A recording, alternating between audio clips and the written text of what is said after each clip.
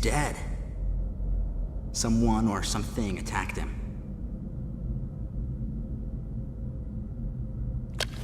Whoa! Get away from me!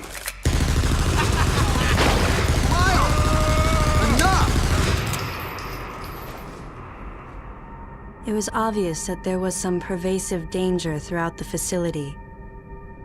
I didn't know what had brought Adam here, but I did know that cooperation was imperative if we were to restore safety. Adam, listen to me. Clearly, this facility is in complete disorder. It might be too dangerous for your men to go alone. That's why I've...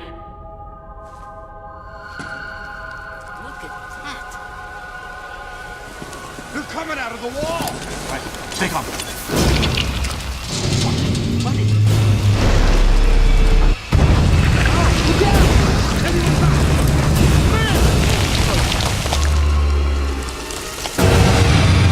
Open fire!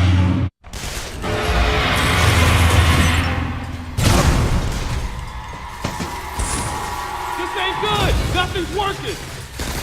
Listen up! Freeze guns authorized!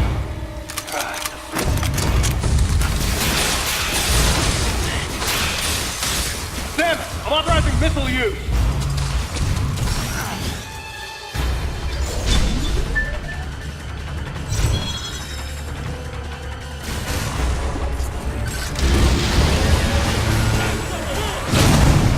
Concentrate fire in a single location and freeze that thing.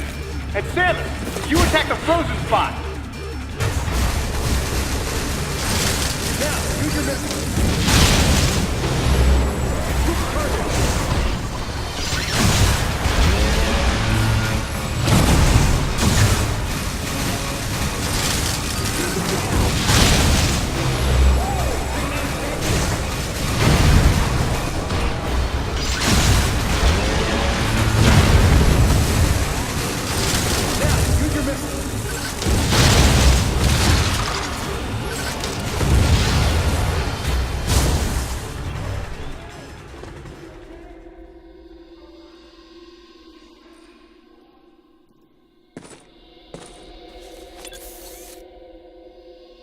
Samus, looks like I'm gonna need to ask for your cooperation on this mission, but I'm also gonna have to ask that you follow my commands.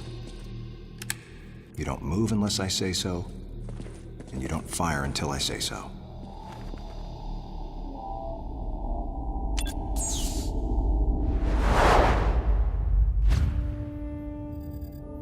Any objections, lady? The thumbs up sign had been used by the Galactic Federation for ages. Me?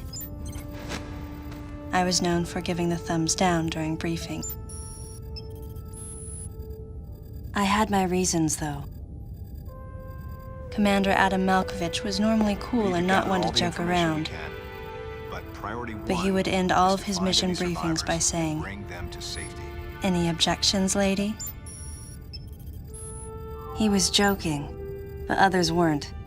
At the time, I felt surrounded by people who treated me like a child, or used kid gloves because I was a woman.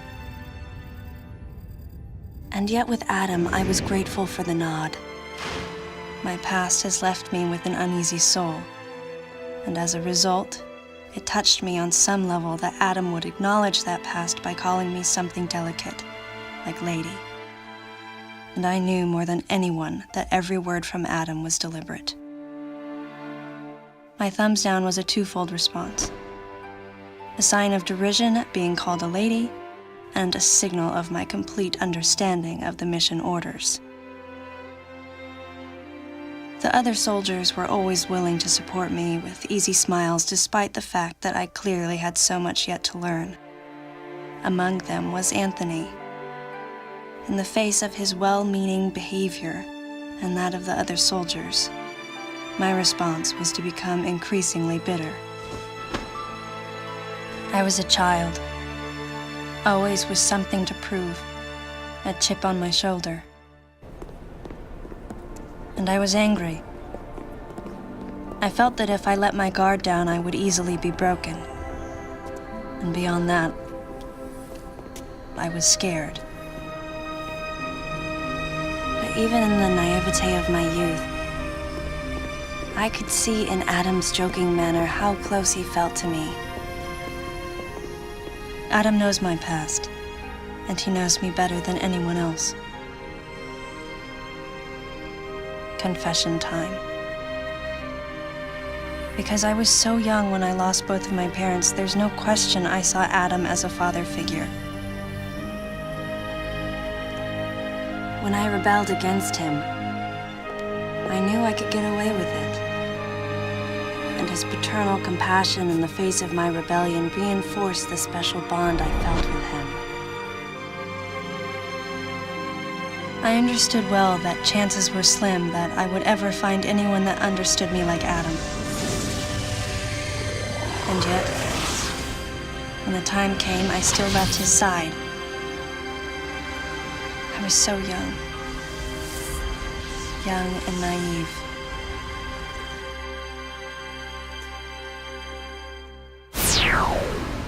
Exactly what transpired here on the bottle ship is still uncertain. Here's what we do know. The equipment we thought had been destroyed is operational again. And we've seen casualties attributed to an unidentified and lethal creature. The situation is critical. We need to gather all the information we can, but priority one is to find any survivors and bring them to safety. Consider this site extremely dangerous. Be careful as you make your sweeps. And there's one problem. The wireless interference in this facility is all-pervasive. Your comm systems are useless. As a result, communication channels will be limited to the facility's navigation booths. Well then, Lyle, investigate Sector 1 and show a little restraint with the explosives. Gotcha. Maurice, you cover Sector 2. Repair any equipment you come across. Affirmative. Anthony, you're Sector 3. I'll leave it to you to decide whether plasma guns are called for. All right. James, check out the control bridge. Our communication issues might be the result of electrical interference. Yes, sir. And KG, run a complete sweep of the residential quarters and investigate any trace of survivors.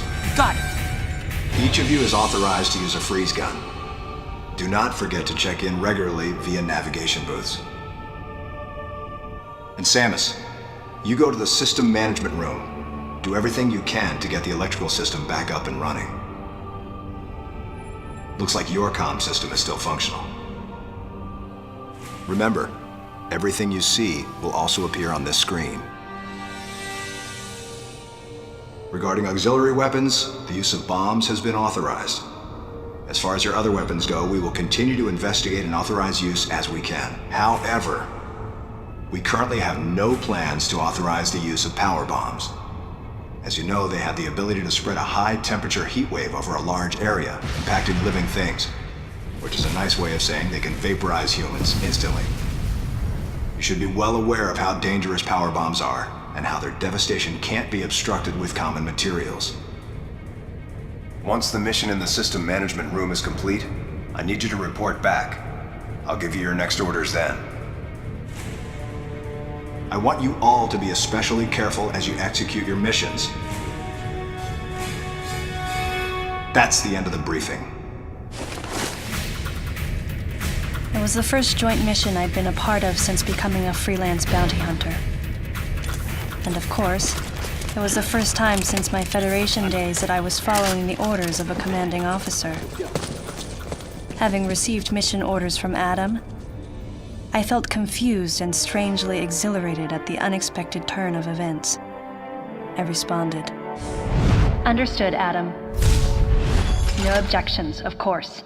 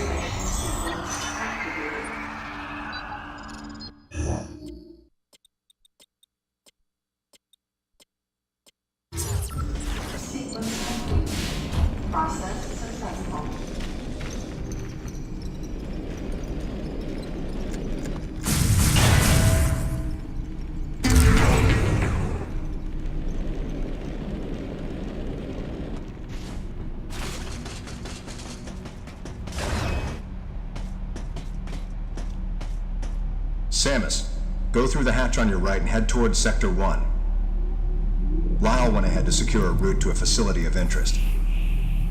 I'll leave you to survey Sector 1.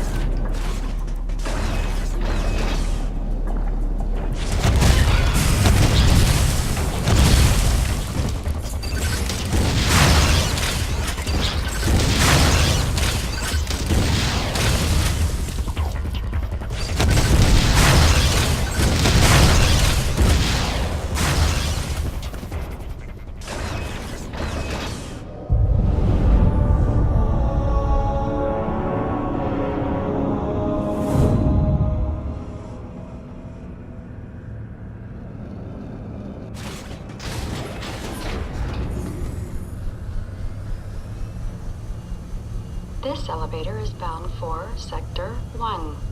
A Level 3 warning is now in effect in Sector 1. Please avoid traveling alone and remain armed. Stay alert to your surroundings at all times.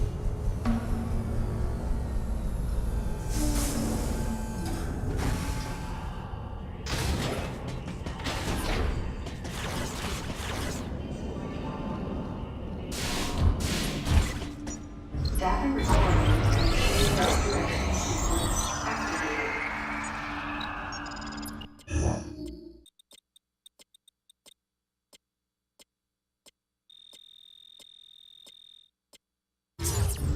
Sequence complete.